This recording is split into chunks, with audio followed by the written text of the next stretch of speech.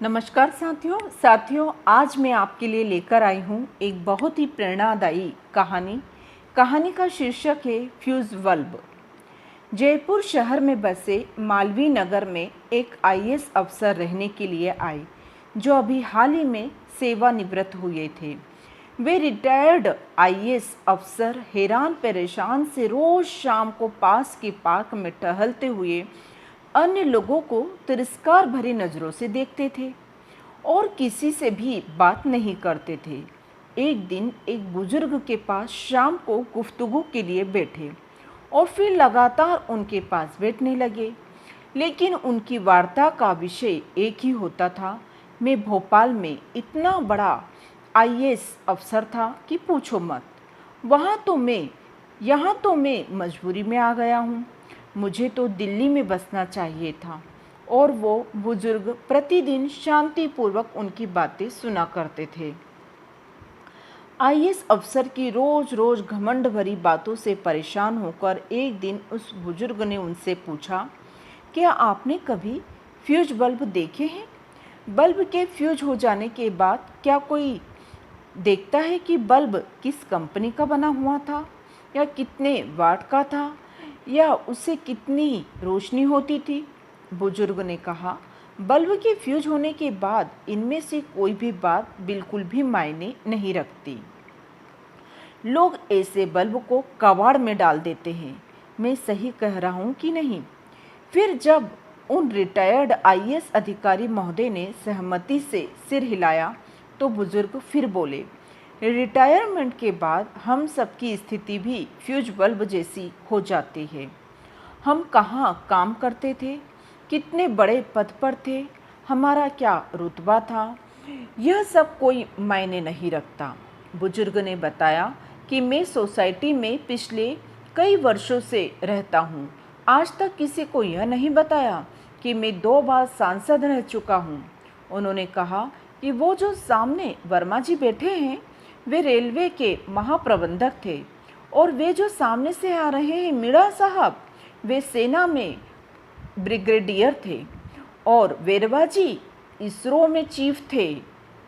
लेकिन हम में से किसी भी व्यक्ति ने ये बात किसी को नहीं बताई, क्योंकि मैं जानता हूँ कि सारे फ्यूज बल्ब फ्यूज होने के बाद एक जैसे ही हो जाते हैं, चाहे वो 0 वाट का हो या 50 वाट का या 100 वाट का।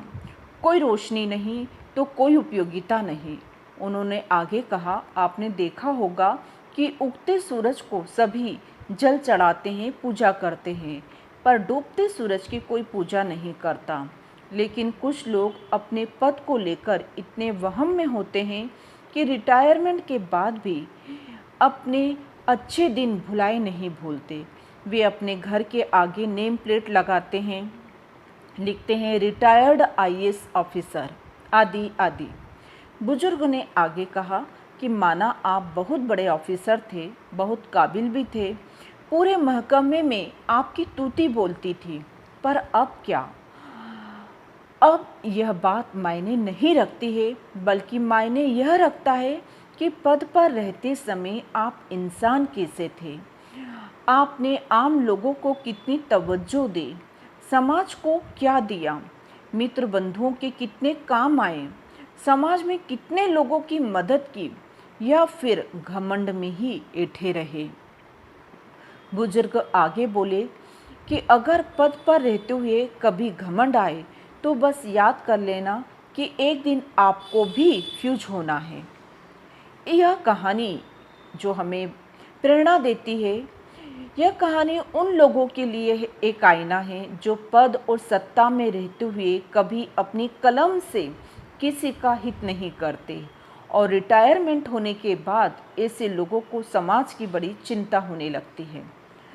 इसलिए इस कहानी को जरा ध्यान से पढ़िए और कोशिश कीजिए कि हम समाज की यथासंभव मदद कर पाएं।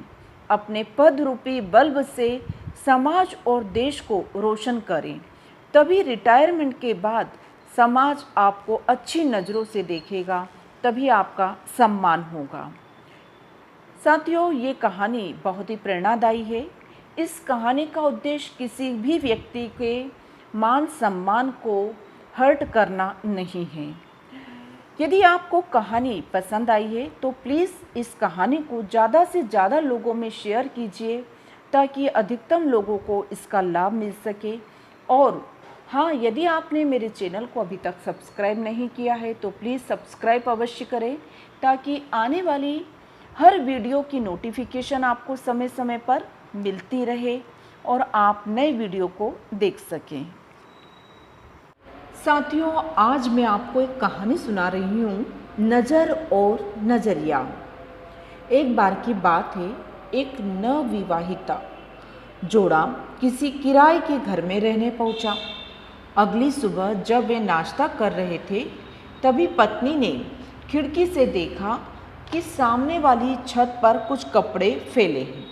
लगता है इन लोगों को कपड़े साफ करना भी नहीं आता, जरा देखो तो कितने मेले लग रहे हैं। पति ने उसकी बात सुनी पर अधिक ध्यान नहीं दिया। एक दो दिन बाद फिर उसी जगह पर कुछ कपड़े फैले थे। अब तो ये आए दिन की बात हो गई। जब भी पत्नी कपड़े फैले देखती भला बुरा कहना शुरू हो जाती। लगभग 1 महीने बाद वे नाश्ता कर रहे थे। पत्नी ने हमेशा की तरफ नज़र उठाई, सामने वाली छत की तरफ देखा। अरे वाह, लगता है इन्हें अक्ल आ गई। आज तो कपड़े बिल्कुल साफ दिखाई दे रहे हैं। जरूर किसी ने टोका होगा। पति बोला, नहीं, उन्हें किसी ने नहीं टोका। तुम्हें कैसे पता? पत्नी ने आश्चर्य से पूछा। आज मैं सुबह जल्दी उठा और मैंने इस खिड़की पर लगे कांच को बाहर से साफ कर दिया, इसीलिए तुम्हें कपड़े साफ नजर आ रहे हैं। जिंदगी में भी यही बात लागू होती है। बहुत बार हम दूसरों को कैसे देखते हैं ये इस बात पर निर्भर करता है कि हम खुद अंदर से कितने साफ हैं। किसी के बारे में भला बुरा कहने से पहले अपनी मनोस्थिति को देख लेना चाहिए। खुद से पूछना चाहिए कि क्या हम सामने वाले में कुछ बेहतर देखने के लिए तैयार हैं। अभी भी हमारी खिड़की साफ करनी बाकी है क्या? क्योंकि जैसी हमारी दृष्टि होगी वैसी ही दुनिया की सृष्टि होगी। कहते हैं ना, जैसी नज़र वैसा नज़रिया। तो आपके नज़रिया बिल्कुल साफ होना चाहिए, तभी आपको सब चीज़ साफ और अच्छी दिखाई देगी। यदि आप किसी के बारे में पूर्वाग्रह से ग्रस्त हैं कि ये व्यक्ति तो बुरा है और हमेशा उसमें हमेशा बुराई ही खोजते रहेंगे, तो आपका नज़रिया ही आपको बुरा देखने के लिए विवश कर देगा। इसलिए अपने नज़रिए को साफ कीजिए। साथियों, आज सुनिए एक बहुत ही प्रेरणादायी कहानी, बहू। लोगों से अक्सर हमने ये सुना है कि हमेशा बेटा जो रहता है वो बुढ़ापे का सहारा होता है। बेटा बुढ़ापे की लाठी होता है। इसीलिए लोग अपने जीवन में एक बेटे की कामना जरूर करते हैं ताकि उसका बुढ़ापा अच्छे से कट जाए।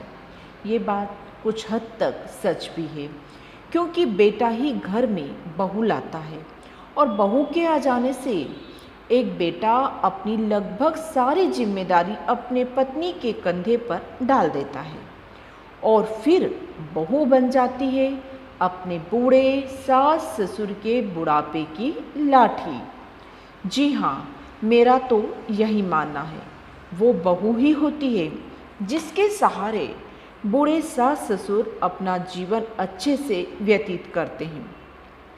एक बहू को अपने सास ससुर की पूरी दिनचर्या मालूम होती है।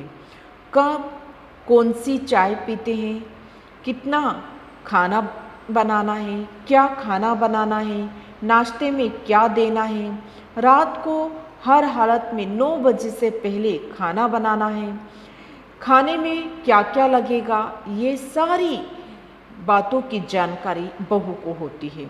अगर सास ससुर बीमार पड़ जाए तो पूरे मन से बहू ही देखभाल करती है। अगर एक दिन के लिए बहू बीमार पड़ जाए या फिर कहीं चली जाए तो पूरे घर की धुरी ही हिल जाती है। यदि बेटा 15 दिन की यात्रा पर भी चला जाए तो बहू के भरोसे घर सुचारू रूप से चलता रहता है। बिना बहू के सास ससुर को ऐसा लगता है जैसे उनकी लाठी ही किसी ने छीन ली हो। वे चाय नाश्ता से लेकर खाने के लिए ही उस पर डिपेंड रहते हैं। नाश्ते से लेकर खाने तक हर बात के लिए बहू पर निर्भर रहना पड़ता है, क्योंकि बेटे के पास समय नहीं है। अगर बेटे को समय मिल जाए तो भी वो कुछ नहीं कर पाएंगे, क्योंकि उनकी अपनी एक दिनचर्या रहती है। उन्हें मालूम नहीं रहता है कि हमारे माँ पिताजी की क्या ज़रूरत है। जैसे माँ बाबूजी को खाना खिलाए, चाय पिए, नाश्ता किए, लेकिन कभी ये जानने की कोशिश नहीं करते कि वे क्या खाते हैं, कैसी चाय पीते हैं। ये लगभग सभी घरों की कहानी है। मैंने तो ऐसी बहुएं देखी हैं जिसने अपने सास की बीमारी में अपने मन से सेवा की है, और ऐसे कई बहुओं के उदाहरण हैं। कभी अगर बहू दुनिया से चले जाए तो बेटा फिर एक बहू ले आता है, क्योंकि वह नहीं कर पाता अपने माँ बाप की सेवा। उसे खुद अपने बहू नाम की लाठी की ज़रूरत पड़ती है। इसीलिए मेरा मानना है कि बहू ही बुढ़ापे की असली लाठी होती है। और अपनी बहू में सिर्फ कमियां मत ढूंढिए, उनमें अच्छाइयाँ ढूंढिए। बहू की त्याग और सेवा को समझिए।